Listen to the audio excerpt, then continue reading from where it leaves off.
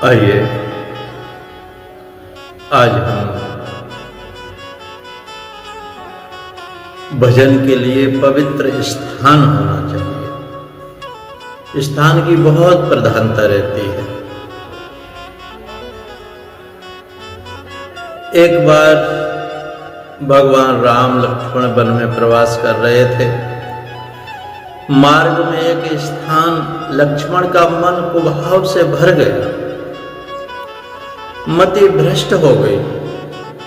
वे सोचने लगे कि कई माता ने तो वनवास तो श्री राम जी को दिया है, मुझे तो दिया नहीं है।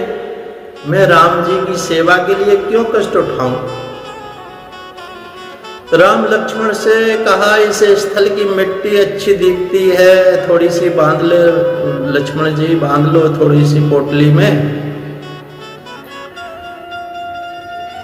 जब तक यह पोटली को हाथ में लेकर चलते रहे लक्ष्मण जी, तब तक उनके मन में कुभाव ही बना रहा।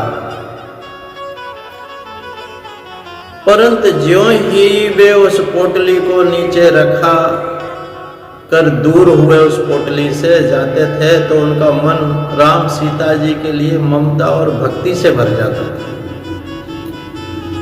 भक्ति से भर जाता था। वो अपने मन पर कुभाव क्यों आता है, इस पर आश्चर्यचकित हो गए।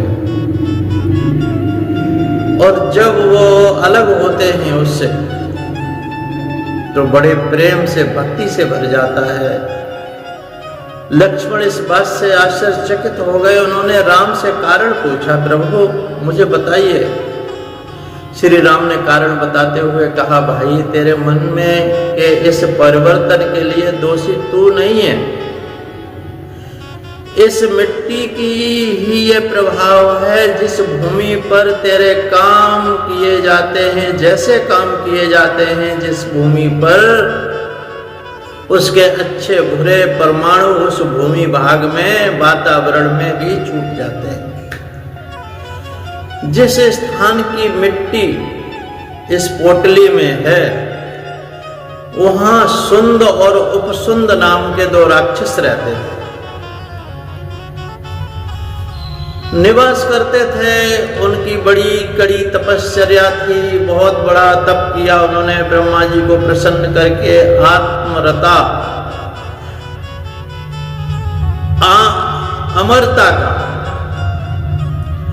अमरता का अमर हो जाऊं, जैसे हिरण्यकश्यप ने लिया था, वैसे ही वरदान ब्रह्मा जी से प्राप्त कर लिया। ब्रह्मा जी ने कुछ नियंत्रण के साथ उन दोनों भाइयों के बीच बड़ा प्रेम था, अतः उन्होंने कहा कि भाई थोड़ी सी इसमें परिवर्तन करो। बोले परिवर्तन यह है, हम दोनों भाइयों की मृत्यु हम दोनों के आपसी विवाद से हो सके। उन्होंने ऐसा इसलिए मांगा कि उनमें तो अत्यंत प्रेम था। ब्रह्मा जी ने वर दे दिया। इन दोनों ने सोचा था कि हम कभी आपस में लड़ेंगे ही नहीं, झगड़ेंगे ही नहीं, अतः हम तो दोनों मरेंगे ही नहीं। अपनी इस अमरता के घमंड में उन्होंने देवों को सताना शुरू कर दिया। जब शक्ति किसी को प्राप्त होती है, चाहे शरीर शक्ति हो, धन शक्ति हो, जन शक्ति हो, जब दुरुपयोग करता है तो उसका समझो अंत निकट ही है। ब्रह्मा जी का आश्रय लिया देवताओं ने। ब्रह्मा जी ने तिलोत्तमा नाम की अप्सरा का सृजन कर दिया। उसे उन अनुचरों असुरों के पास जाने को आज्ञा दे दी। सुंद और उपसुंद इस सौंदर्यवती अप्सरा को देखा तो दोनों मोह से अंधे हो गए। सुंद ने कहा कि यह मेरी है, तो उपसुंद ने कहा वो बड़ा था, सोच समझ के बोल, यह तेरी भाभी है, अर्थात तेरी पत्नी है, नहीं है, ये मेरी पत्नी है। ये तेरी तो भाभी है और भाभी माँ होती है। दोनों झगड़ने लगे अपनी अपनी बनाने के लिए। तिलोत्तमा ने कहा, तो विजेता वो जो होगा, मैं उसकी होऊंगी, उसी के साथ विवाह करूंगी। तो उन दोनों भाइयों ने विजेता बनने के लिए ऐसा घोर युद्ध दोनों में छिड़ गया, जहां अत्यंत प्रेम था। वे दोनों असुर जिस स्थान पर झगड़ते हुए मरे थे उसी स्थान की यह मिट्टी, अतः इस मिट्टी में द्वेष, तिरस्कार और वैर के संस्कारों का सृजन हो गया है। भैया लक्ष्मण, जिस भूमि पर जैसे कर्म किए जाते हैं उस वैसे ही संस्कार वह भूमि भी प्राप्त कर लेती है। इसलिए हम लोग तीर्थों की तरफ भागते हैं, क्योंकि तीर्थों में भक्त संत तपस्या करते हैं, भजन करते हैं। वहां जाकर के सबका स्वतः ही मन भक्ति भाव से भर जाता है। घर को गृहस्थ सदा पवित्र रखें। लोग भी श्री धाम वृंदावन सैर करने के लिए आते हैं, किंतु यह नहीं सोचते कि हमारे माथे पर प्रभु का कितना ऋण चढ़ा हुआ है, कितना ऋण है हमारे पर। वृंदावन इस भाव से आए जहां परमात्मा ने लीला की है। ऐसे भगवत धाम में रह करके सत्कर्म करो, संतों के दर्शन करो, श्रद्धा से भगवत भाव में विचरण करो। गृहस्थ को पितृ श्राद्ध भी करना चाहिए। दशरथ के श्राद्ध के प्रसंग में सोता दशरथ जी के जो श्राद्ध किया उन्होंने, उसमें सीता मैया को जब वशिष्ठ जी को भोजन परोस रही थी सीता मैया, तो उसे वशिष्ठ में दशरथ के दर्शन होने लगे। पवित्र ब्राह्मण के माध्यम से पितर घर पर आते हैं। पवित्र ब्राह्मण के हाथों श्राद्ध कराया जाए काम का मूल संकल्प है।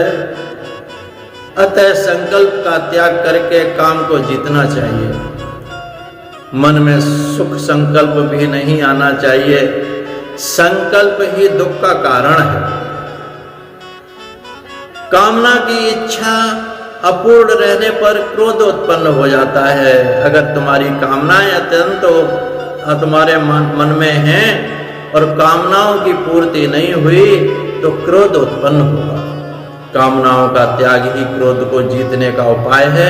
इसलिए कामनाओं को त्यागो। क्रोध दुखदाता है, क्रोध पर ही क्रोधित होने का निश्चय करो। क्रोध नहीं उत्पन्न होने पावे। संसारी लोग जिसे अर्थ मानते हैं वही अनर्थ है। अगर सही सद अर्थ का प्रयोग नहीं किया तो वो जीवन में अनर्थ कर डालेगा, बच्चों को दुष्कर्म में लगा देगा और वो जैसे आया है पाप कर्म से वैसे ही चला जाएगा। इसलिए समझो कि लोभ को जीतो। तात्विक विचार से भय को जीतना चाहिए। अध्यात्म विद्या से शोक मोह पर विजय प्राप्त करनी चाहिए। संतों की सेवा से दम्भ पर और मौन द्वारा योग के विघ्नों पर और शरीर प्राण आदि को निश्चेष्ट करके हिंसा पर विजय प्राप्त करनी चाहिए। शरीर प्राण को निश्चेष्ट कर दोगे तो हिंसा पर विजय प्राप्त होगी। गृहस्थ को सद्गुरु का आश्रय लेकर उसकी आज्ञा का पालन करना चाहिए। सात्विक भोजन स्थान सत्संग से निद्रा को, सत्संग अगर जीवन में है और भोजन सात्विक है और स्थान पवित्र है तो निद्रा को पराजित कर दोगे। सतगुण की वृद्धि से मनुष्य की देह विलीन हो जाती है, देह का भान भूल जाता है, अर्थात परब्रह्म में स्थित हो जाता है। ज्ञानेश्वर जी ने 16वें वर्ष में ही सब कुछ करके और शरीर का त्याग किया। शंकराचार्य ने 32 वर्ष में ही प्रयाण कर गए और चारों इस पूरे भारतवर्ष में अध्यात्म का दीप जगा गए। तमोगुण की वृद्धि से निद्रा बढ़ती है और सतगुण की वृद्धि से नींद उड़ जाती है। सतगुण जिसके अंदर बढ़ेगा नींद कम आएगी और भगवान का भजन अधिक होगा। निद्रा तमोगुण का धर्म है। अगर नींद ज्यादा आती है तो तमोगुण समझ लेना। सदाचार, संयम, सात्विक आहार विहार, आचार विध आदि से सतगुण बढ़ता है और सतगुण को वृद्धि से प्रभु मिलन की आतुरता भी बढ़ेगी। जब सतगुण वृद्धि होगा तो भगवान के भजन का और भगवान से मिलने की आतुरता जीवन में उत्पन्न हो जाएगी। हर रोज भगवान का ध्यान करो। ध्यान करने से ध्यान करने वाले में ईश्वर की शक्ति आती है। ईश्वर की शक्ति आ जाती है। गृहस्थ को इंद्रिय रूपी घोड़ों को नियंत्रण में रखना चाहिए। विद्वान कहते हैं कि शरीर रथ है और इंद्रियां घोड़े हैं। इंद्रियों की नियंता मन ही इन घोड़ों की बागडोर है। शब्द आदि विषय विभिन्न मार्ग हैं। बुद्धि इस रथ को चलाने वाला है, इस रथ को चलाने वाला है, सारथी है। इस रथ को बांधने के लिए ईश्वर ने चित्त रूप बंधन बनाया है। 10 प्राण इस रथ की धुरी हैं और धर्म और अधर्म पहिए हैं। इस रथ में बैठता है हमारा अहंकारी जीव और ओमकार धनुष है। ओमकार धनुष है और शुद्ध जीव भाव ही बाण है, बाण। तो ओमकार रूपी धनुष पर शुद्ध जीव भाव बाण, उस पर संधान कर दो और हमारा लक्ष्य हो केवल परम ब्रह्म परमात्मा। लक्ष्य परम ब्रह्म परमात्मा, निशाना हमारा, लक्ष्य हमारा वही बने। राग द्वेष लोभ शोक भोग मोह भय मद मान अपमान असूया माया हिंसा मत्सर रजोगुण प्रमाद क्षुधा निद्रा आदि शत्रु हैं। ये सब शत्रु जब तक मनुष्य देह रूपी रथ अपने बस में हैं तथा इंद्रियां यदि सशक्त हैं, उतने समय में ही मनुष्य को चाहिए कि वह सद्गुरुओं के चरणों की सेवा करके तीक्ष्ण ज्ञान रूपी तलवार लेकर के, तेज तलवार लेकर के श्री भगवान के भजन का बल धारण करके और राग द्वेष आदि शत्रुओं को जीत ले। तत्पश्चात शांत होकर के स्व आनंद रूपी स्वराज्य से संतुष्ट हो जाए। स्वराज्य रूपी स्वराज्य है, ये अपना अंदर जो परमात्मा है वही स्वराज्य है। शरीर रथ को भी छोड़ देना चाहिए। शरीर रथ का क्या होगा? जब लक्ष्य प्राप्त हो जाए तो शरीर रथ साधन है। यदि ऐसा न किया जा सका तो रण में विराजमान प्रमादी जीव को तथा दुष्ट इंद्रिय रूपी घोड़ों को बुद्धि रूपी सारथी अयोग्य मार्ग पर ले जा करके विषय रूपी चोरों के अधीन कर देगी। वे चोर घोड़ों और सारथी के सह जीव रूपी रथ को अंधकार व्याप्त और महामृत्यु के भय से पूर्ण संसार रूपी दलदल में फेंक देंगे और फेंके पड़े हैं। अब इसमें कोई संत आ जाए, सदगुरु आ जाए तो हाथ पकड़ के निकाल लेगा। वेद में 2 प्रकार के कर्म बताए गए हैं, प्रवृत्ति और कर्म से। कर्म से मनुष्य संसार में वापस आता है और निवृत्ति कर्म मोक्ष प्राप्त करता है। प्रवृत्ति और निवृत्ति 2 ही मार्ग है। कराता है, मैं कहता हूं ऐसा अभिमान गृहस्थ को नहीं करना चाहिए। द्रव्य मेरा है ऐसा भी अभिमान मत रखो। द्रव्य जो है धन सभी का है। गृहस्थ भाव अद्वैत सिद्ध करें। गृहस्थ अद्वैत भाव सिद्ध करें। पति पत्नी सत्संग करें। एकांत में बैठकर हरि कीर्तन करो। कीर्तन से कली के दोषों का विनाश होता है। कीर्तन से कली के दोषों का विनाश होता है। कीर्तन भगवान के नाम का कीर्तन करना चाहिए। धर्म से अर्थ का उपार्जन करो।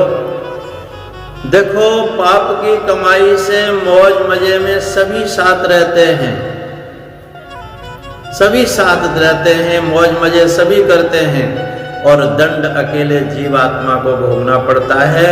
जिसने किया है, जिसने कुकर्म किए हैं, कुकर्म से धन उपार्जन किया है, उसी को दंड भोगना पड़ेगा। अनेक गृहस्थ संसार पार कर गए हैं। बड़े बड़े ऋषि जो ईश्वर को देखने के लिए तरसते हैं, वे आपके घर में रहते हैं। वो भी जो भगवान हैं वो आपके ही घर में रहते हैं। इस प्रकार नारद ने धर्मराज को उपदेश दिया। नारद जी को उपदेश ये सब कर रहे हैं। नारद जी युधिष्ठिर महाराज को अंत में इस प्रकरण की समाप्ति धर्मराज ने नारद जी की पूजा की और सभी सभा में भगवान के नाम का कीर्तन हुआ। आओ हम भी थोड़ा सा कीर्तन कर लें। हरे राम राम राम हरे हरे, हरे कृष्ण कृष्ण कृष्ण हरे हरे, हरे राम राम राम हरे हरे, हरे कृष्ण कृष्ण कृष्ण हरे हरे। बोलिए सद्गुरुदेव भगवान की जय। जय जय श्री कृष्ण, जय जय श्री राधे। सोहम सोहम सोहम।